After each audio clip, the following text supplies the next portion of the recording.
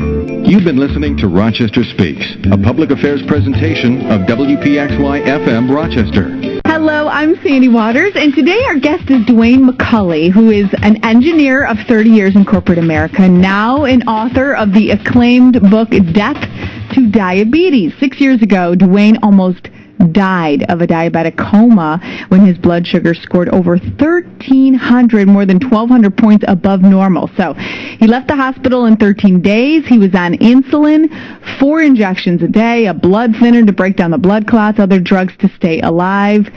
But then his daughter came in, helped him out, Cynthia. His mother came in, his sister. DeWayne was able to use his engineering and biochemistry background to get off the drugs, and reverse his diabetes within 4 months.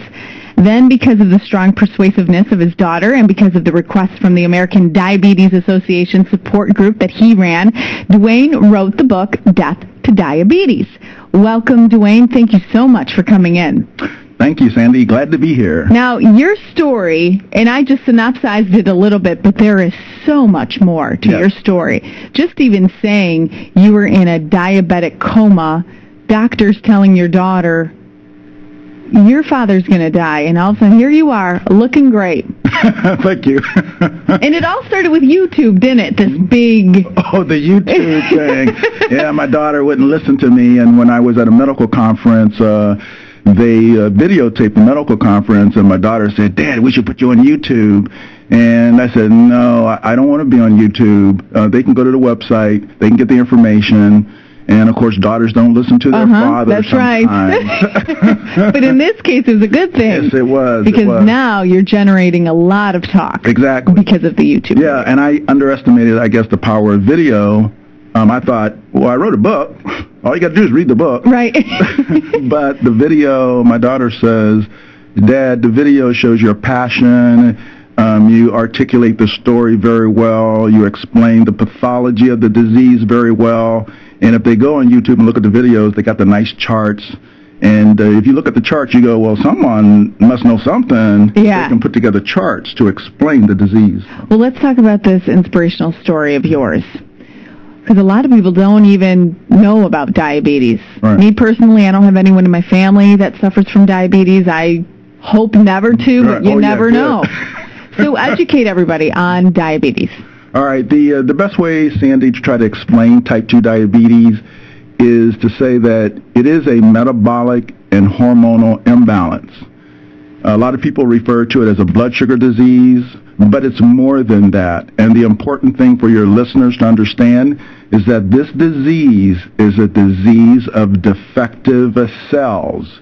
The cells in the body are not working properly. Mm-hmm. And it's very important for type 2 diabetics to understand, and I know some of the medical people might get upset with me, but the disease really has very little to do with the pancreas, the liver, and the kidneys. It has more to do with 70 trillion cells in your body. They're not working properly. Not all 70 trillion, but a certain number of them. And so once I began to understand, my cells aren't working. They're not pulling in the glucose. See, your cells, their objective, one of their jobs is to pull in the glucose from your bloodstream to produce energy. Mm-hmm. But if the cells aren't working, they have what is known as glucose transports, and these transports pull in the glucose. But if that transport is damaged, if it's inflamed, if it's not working, then you can't pull in the glucose. And so if you can't pull in the glucose from your bloodstream, then your blood glucose level starts to rise, and it keeps going up. Right. In the meantime, your pancreas is out there pumping more insulin, trying to open up those doors, because insulin is the key that opens up the door. And so as your body is producing more insulin, the insulin tells your body to store fat. And that's why diabetics start to get fatter, because their body is producing excess insulin to try to open up those doors to push in the glucose. Right. So once I began to understand the pathology of this disease, and I actually did an exercise or an analysis into the pathogenesis. This is what doctors do in research. Mm-hmm. And so when you look at the pathology of the disease and how it develops, once you understand that, then you can defeat the disease. So defeat the disease. So you don't take insulin. I don't take any insulin. I was on insulin in 3.5 months and 4 shots a day.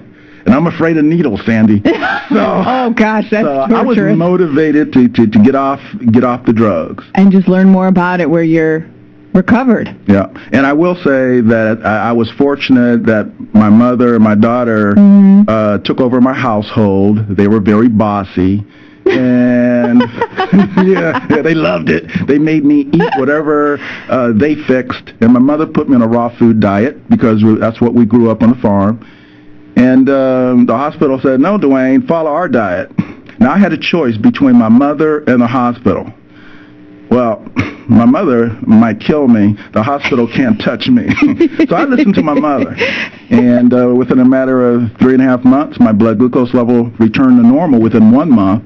And then during the next 2 months, I weaned off the insulin 1 unit at a time.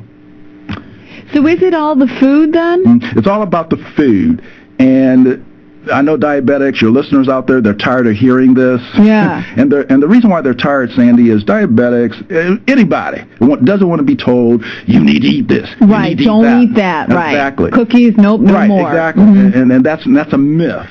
And so one of the objectives, one of my goals in writing the book was to try to demystify this disease and to address some of the myths and to address specific protocols, nutritional protocols that attack this disease. And I'll give you just a very simple example. Stop eating cereal for breakfast, people. If you're diabetic, it fuels the disease. And all you have to do is measure your blood glucose 2 hours after the meal, and they'll see that I know what I'm talking about.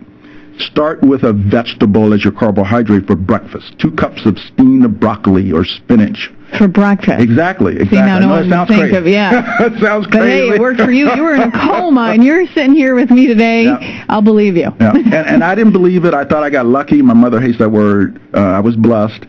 But when people in the diabetic support group started eating broccoli for breakfast, and then my daughter put the one-page website up, Death to Diabetes, people started calling and sending emails, and they started eating broccoli. And then when they got better, I said, ooh. And my daughter, Dad, you got to write a book. You got to write a book. Yeah. And the Rochester community, they were very supportive. The churches, they would invite me in and ask me to speak. Like, what you're doing? I never met you, Sandy. You brought me in. Yeah, because I heard about you. Yeah. I heard you're great. This community, Rochester community, is very powerful, very supportive. I don't think I could have beaten this disease if it wasn't for this community, the churches. There's a store out in Henrietta, Lori's Natural Foods. Yeah. They didn't know me from Adam. They're, DeWayne, we love your story. We'll sell your book. What? Next thing I know, the little publisher that printed my book, Amazon picked up this little print shop.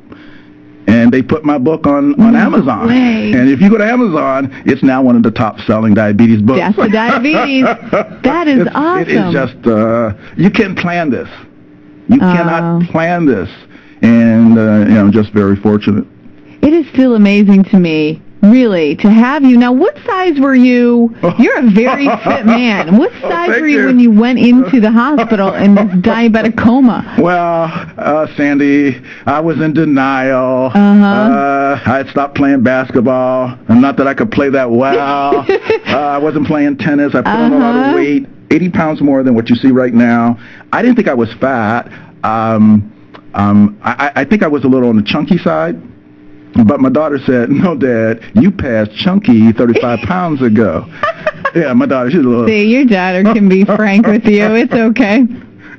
So is that what it is? It's just you fall out of the lifestyle, being healthy, and then you start to pack on the pounds, and then before you know it, it just escalates into, I'm a diabetic. I've never been sick, Sandy, so I never expected to develop diabetes.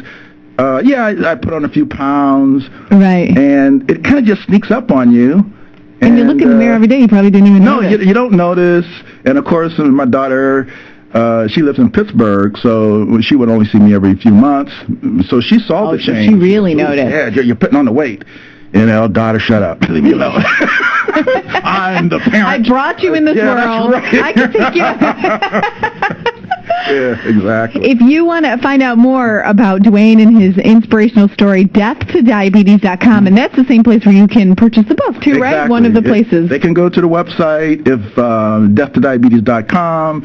They can call our wellness center right here in Rochester, 1-800-954-0366. Okay. If they don't like to order online, they can go to Lori's, talk to Rick, talk